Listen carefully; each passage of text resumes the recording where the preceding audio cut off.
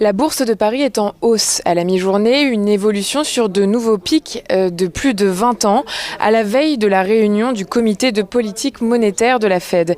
Une réunion de 2 jours qui aboutira sur une décision attendue mercredi soir. Les investisseurs misent sur le statu quo, sur fond d'incertitude quant au moment que choisira la Banque centrale américaine pour enclencher le processus de tapering. Lors du sommet du G7 le week-end dernier, les chefs d'État et de gouvernement se sont engagés à mener à bien un projet de taxation minimum de 15% des profits des entreprises multinationales.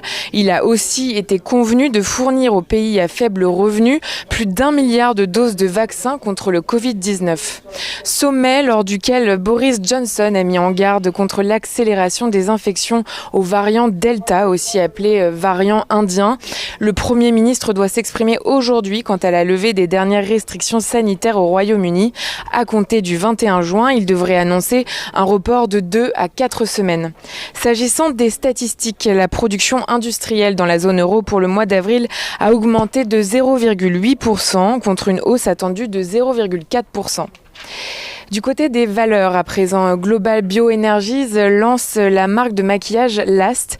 Il s'agit de la première gamme de maquillage longue durée à plus de 90% d'origine naturelle. Un accord a été conclu quant au fonds de pension du personnel au sol de KLM. Tous les principaux fonds de pension de KLM ont désormais un régime collectif à cotisation défini.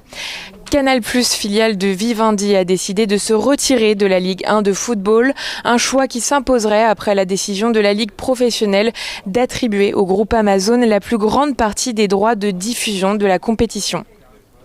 Orange a annoncé que la panne des numéros téléphoniques d'urgence survenue en France le 2 juin a été provoquée par un bug dans les logiciels de call server.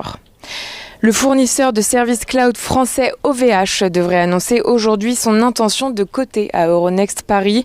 Si les conditions de marché sont réunies, la cotation pourrait intervenir d'ici à la fin de l'année.